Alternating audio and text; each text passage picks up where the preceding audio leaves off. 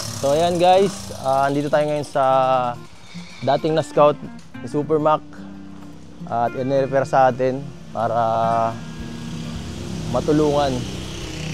Ito po, may mga kasamahan tayo ngayon dito. Si Kuya JPB Vlogs. Ayan. Supportahan po natin si Romel, si Melvin, at siyempre si Super Mac guys. Ayan, ang scouter. Babalikan natin yung ano mo, yung scout mo. So, buti at may mga time tayo, Kuya. May time ka, Kuya, ngayon. Pinipilit. Siyempre para talagang suportado ka namin. Support kami sa iyo. Salamat, Kuya. Yan, siyempre din si Super Mac. Bihira itong bihirang masama din ngayon at busy ngayon sa mga gawain. Oo, dami. Lalo na ngayon na naman. Sabi ni Kalinga Prof, araw-araw na daw ako ma-schedule sa kanya. Kaya mahirapan tayo. Sa bagay, pag linggo, pwede. Oo, pag pwede. Tara po. Busy ka na talaga. Di makakaano pa naman yun kasi tapos na. Kaya tayo nagdaan dito. Umaga. Dito na. Init, grabe. So yan guys, kung di pa po kayo nakasubscribe sa channel natin, please like, share, and subscribe po. Para updated kayo sa mga video and mga ayun nga, mga update sa ating mga tinutulungan. Kaya tayo. Oh, dyan. Sakto yan. Sa mga kwento ng ating mga beneficiaries. Grabe dito sa lugar na to. Ang kalat ko. Bless po. Nagugupit po ako ng ano. Uy, kamo. Nagagawa kaya ako ng basahan. Magandang hapon po. Nay, magandang hapon. Ang bihira. Ano po ginagawa nyo? Basahan Ang dami po na ng yan. basura po sa gamit nyo. Mga damit po hinihiringi ko, yung mga lumang damit, ginagawa ko ng basahan. Na yan, Alam nyo po, ito mahirap yung gawin. May hulmahan naman po ako. Kasi, mayroon akong tinulungan dating ganyan. Na nagaganyan din po. Nag-ano siya, Na ito ang mga hulmahan ko. Na yan ang nyari. Kaya po, nanghihingi ako ng damit. Tapos, pandagdag ka po. Kakahiya umanay. Hindi man po nakakaya yung ganyan. At least, maayos na trabaho. Opo. Kaya ang dami kong kalat. Kaya nga po, Kakahiya. Pero ito po, matrabaho ito masyado, matagal. Opo, siya po. Tapos, yan ang inaano ko. Baka isang piraso ganyan, 30. Ano po ang bigay ko nga nito, itong isa kong hulmahan, 45. Eh, pagka isang ganito? Ano po, 35 lang yan. Yun naman ay asam po, yung maliit. Kala ko mag-ukay ka na dito at napakadaming tao. Nanghihingi lang ako mga damit-damit na luma. Ito na. Ito, gusto mo yung damit ko? Yung damit ko, pwede na po. Kakahiya po sa inyo. Kaya natirtimpuhan pati ninyang ako'y nagkagawa ng ano. Hindi po, mas maganda nga po nakita namin yung talagang trabaho nyo kaysa... Ito po ang trabaho ko talaga. Wala. Kaya yung iba kong nahingi na damit na madudumi-dumi linalabahan ko. Tapos at ang kati. Ay, yung iba? Ay di malinis naman po, ay di hindi ko na linalabahan yan. Bukod sa ganito, ano pa pong gawain nyo dito? Nananabagwang ako. Si asawa nyo po siya? Alin po? Ay di po, pinsan. Pinsan ko lang po yan. Asa po si mister? Nasa bundok po, nakikipagkuprahan. Asan po yung mga anak niyo po? Nayan po dyan. Nandyan din. Nagpaparapanda yung isa kong dalaga naman ng bahay kong matumba na po ito Nagpapanday?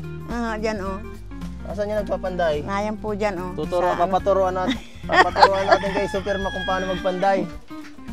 Ay, may narinig nga ako nagpapukpok. Ay. Kaya po? Dyan. Laka doon.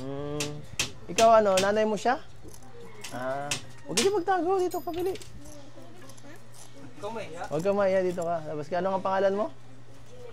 Jinel. Jinel? Ang lalaki. Pinakot namin dito. Grabe. Ang laki itong bahay nyo pero ipapadouble check natin kay Super Mac kung kamusta ang pagkagawa nito, kung safe ba ito, kung may pwedeng ayusin pa kasi syempre safety first Si Foreman po / engineer. Okay naman yung mga good lumber naman yung mga ginamit. Kaso ito pinsan, no? Medyo malambot. Ano lang kasi yan. Pero pwede naman yan, dagdagan naman ng tupot. Medyo ano, no? Nakakatakot. Nakakatakot kasi baka paano kung lumambot pa to. Kahit nga ano, medyo malambot, no? Dapat matukodan pa.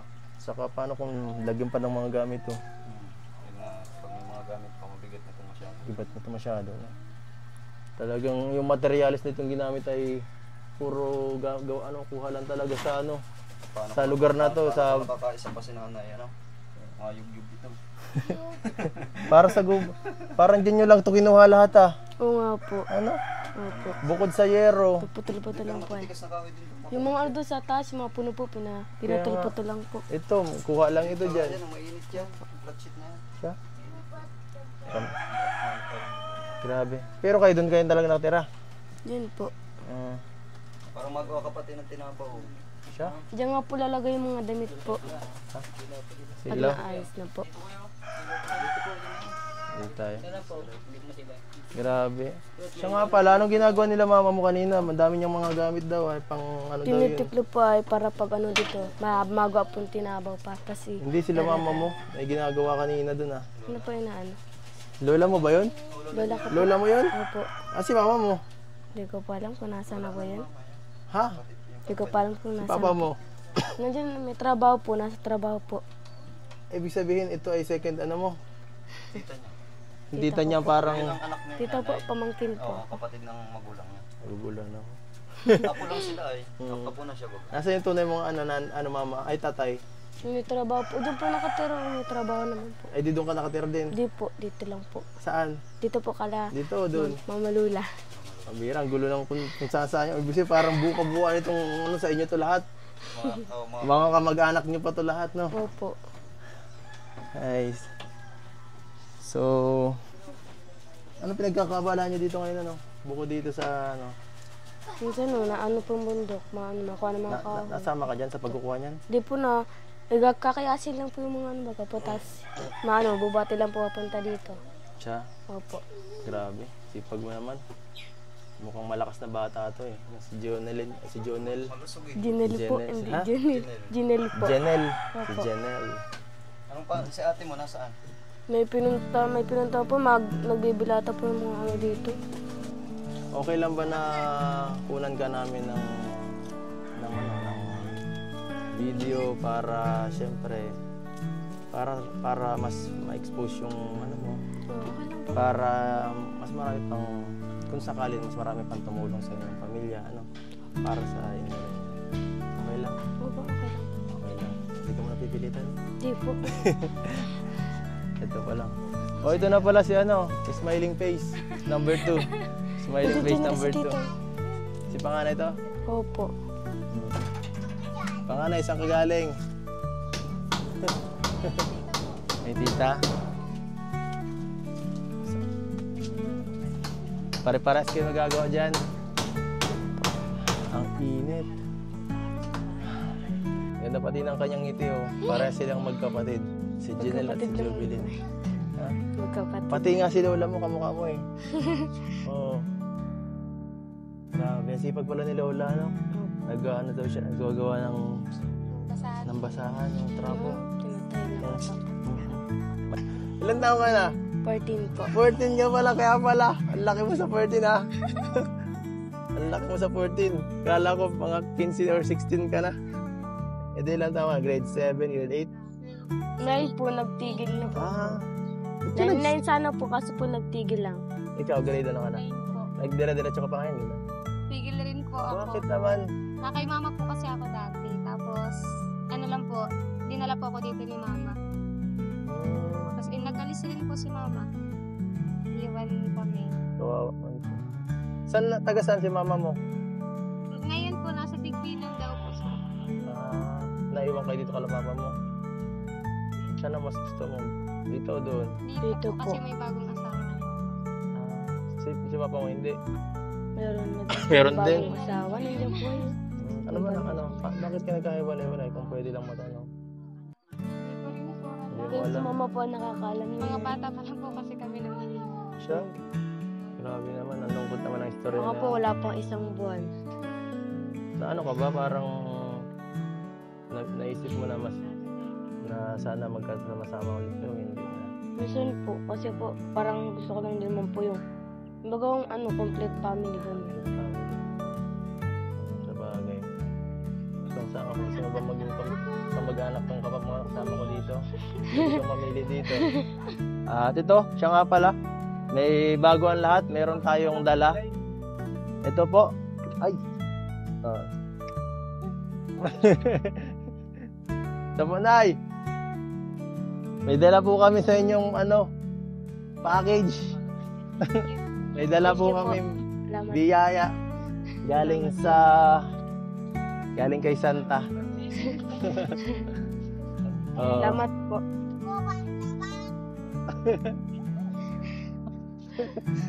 May taga-kanton. Yan po, may dala po tayong sige lang. Oo, Nay. Para sa inyo po yan. Kasi alam kong kailangan nyo ngayon yung mga pera, yung mga pagkain. May mga birthday. Po. Ha? Wala po. Tapos na po. Ha? Ubus na po ang ulam. Tapos na po. Alin? Tapos na po yung Birthday. Kailan pa birthday mo?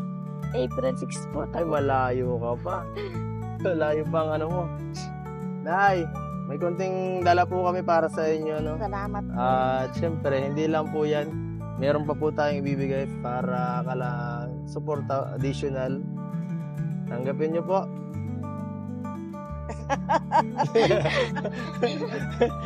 Ito po, Nay, para sa inyo para sa inyo pong pamilya, para makatulong. Kasi alam ko, sa kanya po kayo silang dalawa sa inyo po nakatira, no?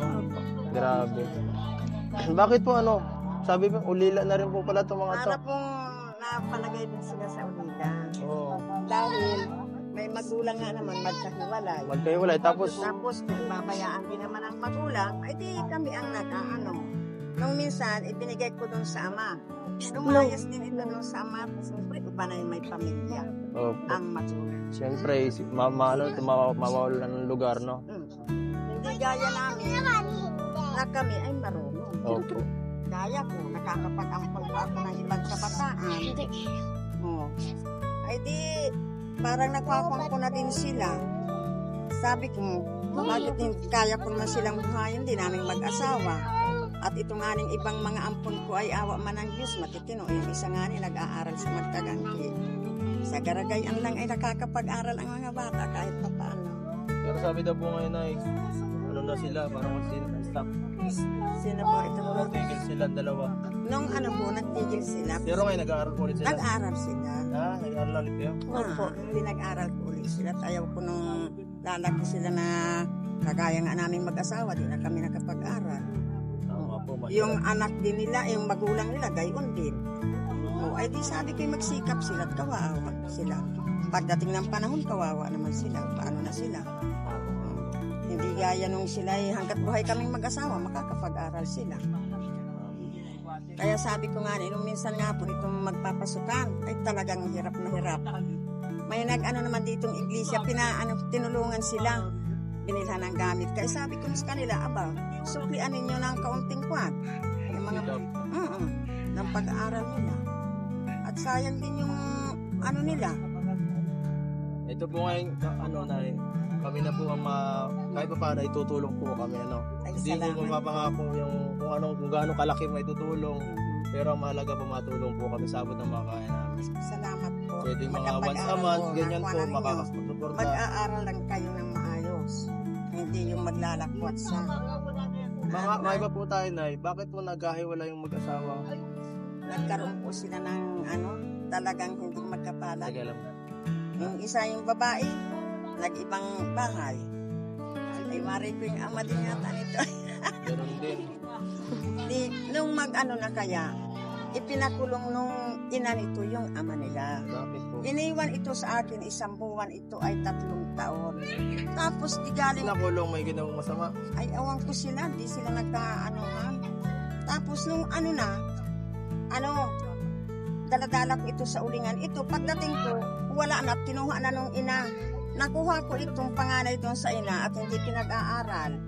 Ang gusto ko lang talaga sa kanila ay makapasok sila. Kinuha ko ito 7 taon. Pinag-kinder ko hanggang sa ngayon kami. Eh, siyempre, kakulangan pa ganun. Kuminsan, pag yung wala akong may nasabi ako doon sa ama na bigyan naman kahit pagkakaunti. O ay, siyempre, kapus-kapus din naman. Ay, walang hindi pa rin kaming mag-asawa sa kanila.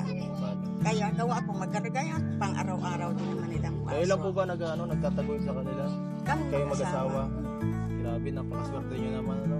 Ay, pag kami anak, kaya sabi ko sa kanila, anahan nila, pag kami namatay ni Papa Lolo niya, paano na sila? Yung mawala man lang kaming mag-asawa ay, ano na sila, magkakatrabaho na sila, ay, ano na sila? Ano masabi mo doon? Siyempre, mahal-mahal ka ni Lola. Mahal-mahal ka ni Lola mo. At grabe pala yung sakripisyo ni Lola para sa Ay, inyo, no? grabe kong sakripisyo ko dyan. Nag-uuling kami mag-asawa. Jovelyn, anong masasabi mo sa mga ginawang sakripisyo ni Lola mo? Maraming salamat po sa kanila. Kasi kung wala po sila, Mama Lola at ang Papa Lola, ay hindi po ako makakapag. At saka syempre, hindi ka makakapag ano. Baka kung saan ka pulutin. Siguro, kung hindi ka nito kinuha. Itong kinukuha inaayaw kong ibagay at may asawang iba. Nay, sabi daw po nito nagpapasalamat daw po sa inyo kasi tinulungan nyo, kinupkup nyo sila. Ay, kawawa Grabe. po sila kung pinabarayaan. Mahal na mahal nyo si Lola. Opo. Group hug guys, group hug. Yakapin mo naman si Lola mo kasi bihira mo naman yung gawin eh. Jovelyn, sumama ka na Jovelyn. Bihira lang kayo. Po, Janelle po, ito ako po Ay, si Jovelyn. Jovelyn. Thank you po. Ano gusto mo siyempre sabihin sa ating mga ating pagtulong sa amin? Jovelyn? Janelle po. Jovelyn. Maraming salamat po. Kung sakaling matulungan ka, okay lang ba? Halimbawa sa pag-aaral mo, wala nang problema. Kung sakaling mapag-aaral ka ng Kalingap, pagbubutihin mo ba? Opo. Janelle po. Jonelyn. Janelle po, ako po si Jovelyn. Ano bang pangarap mo sa buhay, Jonel?